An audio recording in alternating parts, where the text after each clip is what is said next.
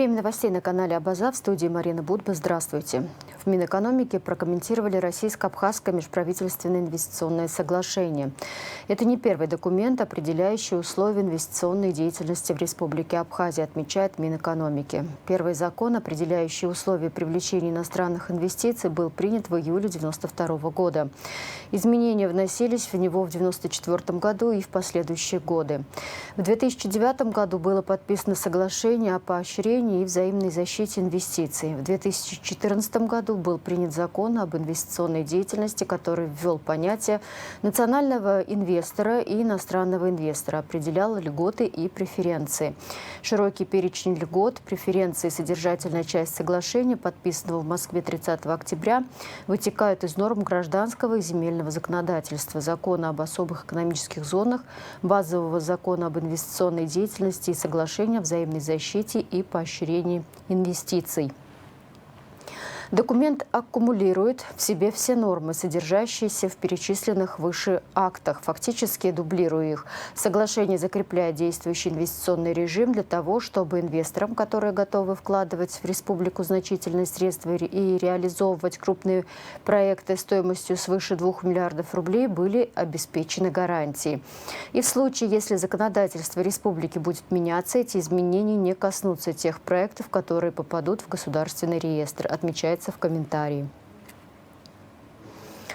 С 1 ноября в Абхазии вводится график веерных отключений, сообщает Черноморэнерго. Свет будут отключать по 4 часа в сутки. График отключения электричества по подстанциям вы можете видеть сейчас на своих экранах, а также найти на официальных ресурсах Черноморэнерго и страницах информационных агентств.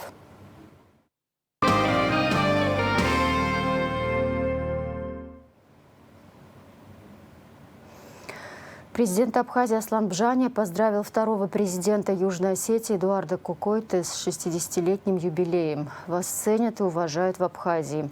Сложный путь, предшествовавший признанию независимости Республики Абхазия и Республики Южная Осетия, вы прошли плечом к плечу с президентом Абхазии Сергеем Багапшем. Ваши личные дружественные отношения способствовали еще большему укреплению братских связей между нашими народами. Вы сегодня проявляете большой интерес к событиям в нашей стране, оказываете всяческую поддержку. В вашем лице Абхазия имеет надежного друга, говорится в поздравлении. Аслан Бжаня пожелал Эдуарду Кокойте крепкого здоровья и долгих лет счастливой жизни в окружении родных и близких. Министр иностранных дел Абхазии Сергей Шамба также поздравил второго президента Южной Осетии Эдуарда Кокойте с 60-летием. Во многом благодаря вашим усилиям после отражения грузинской агрессии вы бок о бок с лидерами Республики Абхазия отстаивали на международной арене право на независимость и суверенитет своей страны, что в итоге привело к признанию независимости Республики Южная Осетия со стороны Российской Федерации. С теплотой вспоминаю годы нашей совместной работы во благо наших государств, говорится в частности в поздравлении. Сергей Шамба пожелал Эдуарду Кокойте мира, добра и семейного благополучия. Премьер-министр Александр Анкваб встретился с председателем Пенсионного фонда Денисом Гулария. По информации председателя Пенсионного фонда, с января по сентябрь 2024 года на выплату пенсий, пособий и доплат направлен 1 миллиард 108 миллионов рублей, что на 144 миллиона рублей больше, чем за аналогичный период прошлого года. С июля 2024 года Пенсионный фонд повысил пенсии отдельным категориям пенсионеров, граждан Республики Абхазия, не являющихся получателями пенсий и иных социальных выплат иностранного государства, на 1000 рублей. Размер дополнительной потребности денежных средств в год составляет 180 миллионов 408 тысяч рублей. Председатель Пенсионного фонда внес предложение рассмотреть повышение пенсий в 2025 году для этой категории граждан 15 795 человек еще на 1000 рублей. Размер дополнительной потребности денежных средств в год составит 189 миллионов 540 тысяч рублей. В Федеральной таможенной службе России прошла встреча председателя ГТК Абхазии Отара Хетце с руководителем ФТС Российской Федерации Валерием Пикалевым. Руководители таможенных органов обсудили актуальные вопросы по линии межведомственного сотрудничества, сообщает пресс-служба ГТК. Основным обсуждаемым вопросом стало ускорение осуществления таможенных операций, сокращение времени проведения таможенного контроля на абхазо-российской государственной границе. Руководители таможенных служб двух стран выразили готовность продолжить взаимное сотрудничество и оперативное решение возникающих вопросов.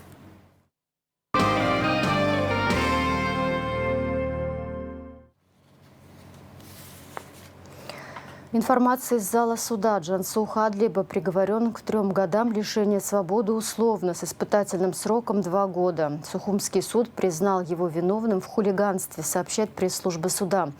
Предварительное следствие установило, что 17 июля 2024 года Адлиба произвел выстрелы из огнестрельного оружия в направлении правоохранителей, которые несли службу у здания парламента. Житель города Ачимчира обвиняется в покушении на незаконное проникновение в жилище. Преступление было раскрыто по горячим следам сотрудниками уголовного розыска и милиции общественной безопасности УВД по Гагарскому району. Смотрите материал пресс-службы МВД Абхазии. Житель города Чамчира Гвагвали Батал Гочевич, 1995 года рождения, обвиняется в покушении на незаконное проникновение в жилище, совершенное против воли проживающего в нем лица. Последний пытался взломать замок двери квартиры в доме по улице Базга в городе Гагра, но не смог довести свой умысел до конца по независящим от него обстоятельствам. Преступление было раскрыто по горячим следам сотрудниками уголовного розыска и милиции общественной безопасности УВД по Гагарскому району, которые остановили автомобиль, на котором пытался скрыться подозреваемый. Данное автотранспортное средство ваше? Да. Сотовый телефон ваш? Да. Сотовый телефон Samsung в корпусе голубого цвета. Сим-карта стоит? Да, все стоит. Какая сим-карта? Аквафон. Аквафон. Ножичек раскладной ваш? Да. Так, а это что за предметы? Граждане, пройдите. При обследовании транспортного средства задержанного были обнаружены изъятые металлические предметы кустарного изготовления. Вашему обозрению представлены предметы. В ходе проведения дальнейших оперативно-розыскных мероприятий в отношении задержанного при осмотре комнаты в пансионате, где последний временно проживал, сотрудники милиции обнаружили наплечную мужскую сумку с пластиковой коробкой, в которой находились металлические предметы. Все изготовленные кустарным способом инструменты были изъяты. До окончания следственных мероприятий гражданин Гвагвали ограничен подпиской о невыезде и надлежащем поведении. Расследование уголовного дела проводит прокуратура Гагарского района. В поселке Бзыптам Гагарского района в промышленной зоне на площади 5,6 гектаров расположена современная нефтебаза «Бзыпский терминал». Объект построен по современным технологиям и соответствует как международным, так и российским стандартам технической и экологической безопасности, рассказали Апснепресс гендиректору ООО «Бзыпский терминал» Беслан Блабба. В приоритете трудоустройства жителей Гагарского района на территории нефтебазы расположена гостиница для персонала, спортзал и универсальная спортплощадка, пожарная часть и пост телемедицины. Гастротуризм – это возможность для сельчан реализовать свою продукцию напрямую, заявила в эфире радио «Спутник» эксперт в сфере туризма, преподаватель АГУ Бела Джинджолия. Она уточнила, что многие крестьяне не имеют возможности вывести свою продукцию, орехи, фрукты, сыры в город.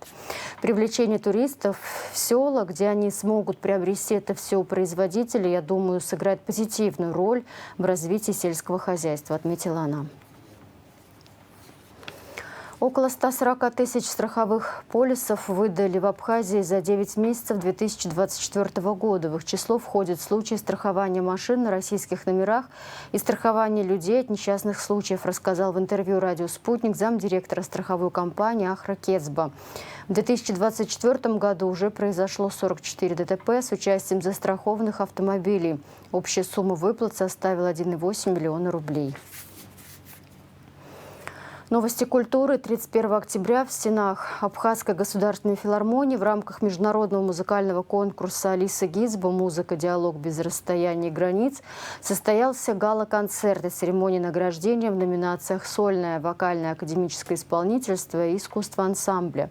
Итак, третье место Маргарита Желухина, Гульнара Валеева и Максим Сударев. Второе место Жанна Худовердян и Юлия Герасимова. Первое место Анастасия Лаптева и Анастасия Колотова. Гран-при конкурса получил тенор Валерий Макаров.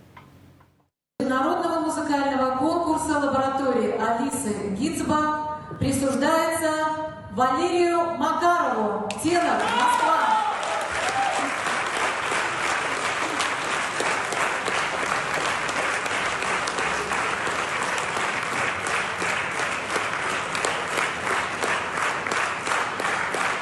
Дорогие друзья, уважаемые члены жюри, дорогие ребята, участники, для меня сегодня действительно огромный праздник и большая честь теперь носить звание обладателя гран-при этого конкурса. И волнительно это так прежде всего, потому что в этой стране родился мой дедушка, мой отец. К сожалению, сейчас мой папа живет в другом городе, но каждый раз, когда я приезжаю в это место, я чувствую какие-то непередаваемые эмоции, какую-то действительно творческую энергию.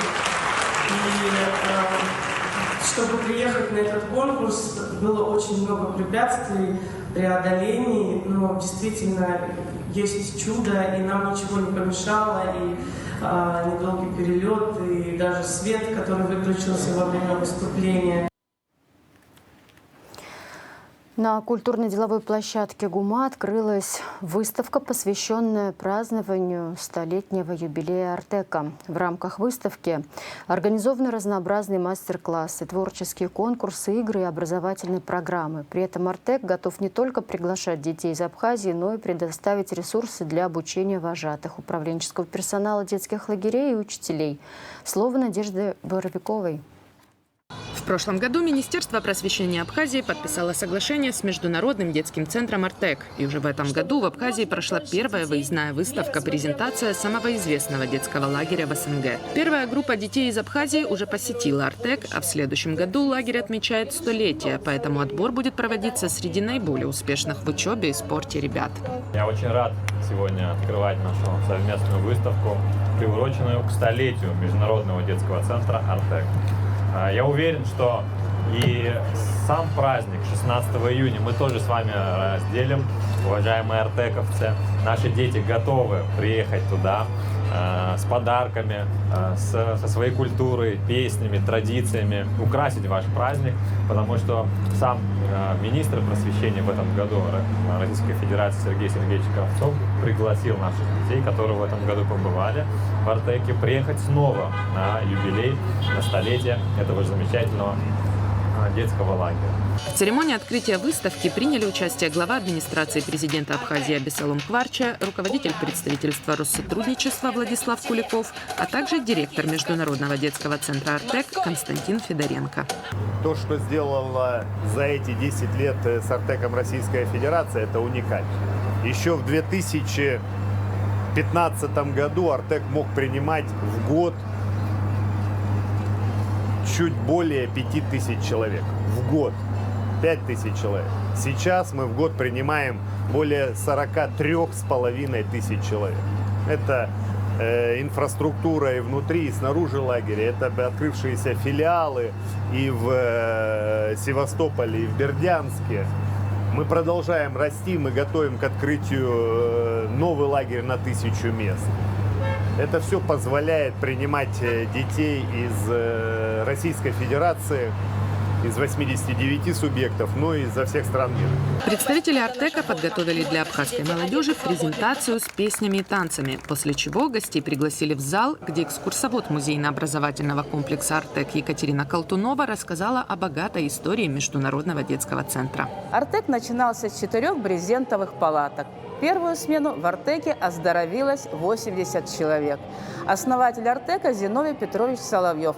Он был зам наркома здравоохранения, председателем Российского общества Красного Креста. Поэтому «Артек» был создан прежде всего для оздоровления ребят.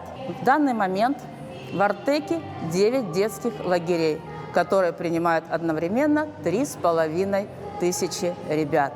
Мы приехали в Абхазию для того, чтобы привезли с собой частичку Артека, для того, чтобы познакомить ребят с Артеком. У нас здесь будет проходить множество мастер-классов. В Артеке очень много традиций. В качестве презентации для потенциальных гостей Международного центра «Артек» организованы мастер-классы и экспозиции сувениров и значков.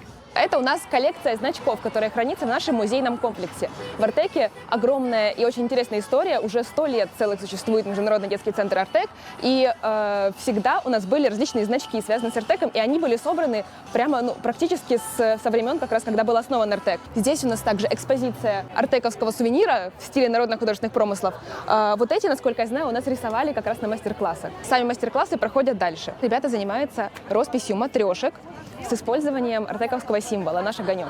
Это символ Артек. Он у нас находится везде на форме. У нас есть артековская стелла. Это такой главный монумент, который вы встречаете перед тем, как приехать. И там как раз огромный огонек. Это символ Артека сейчас наш. Здесь у нас плетение украшений. Украшения с использованием триколора российского. Различные. Где-то, по-моему, тоже здесь у нас есть, вот, например, вот такие вот с Артеком. Здесь у нас занимается плетением браслетов с использованием цветов триколора. И также у нас подготовлена специальная пряжа для того, чтобы сделать браслет с флагом Абхазии. Международный детский центр «Артек» принимает детей круглый год. В ноябре на очередную смену поедет делегация абхазских школьников. Надежда Боровикова, Турник Амичба, Абаза ТВ. Запрет на любительский лов рыбы вводится с 1 ноября по 31 декабря 2024 года, сообщает дирекция Рицинского реликтового национального парка.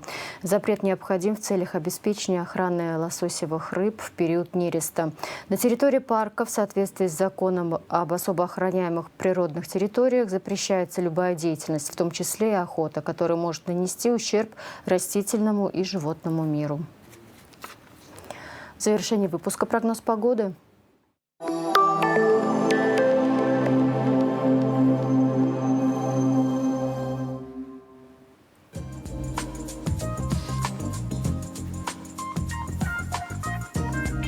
В пятницу 1 ноября в Абхазии ожидается облачность с прояснениями погоды. Ночью местами возможен дождь, туман, днем без осадков. Атмосферное давление 768 миллиметров ртутного столба. Температура воздуха ночью 6-11, днем 13-18. Температура морской воды плюс 19, волнение морской воды слабо умеренное, относительная влажность воздуха 70-90%.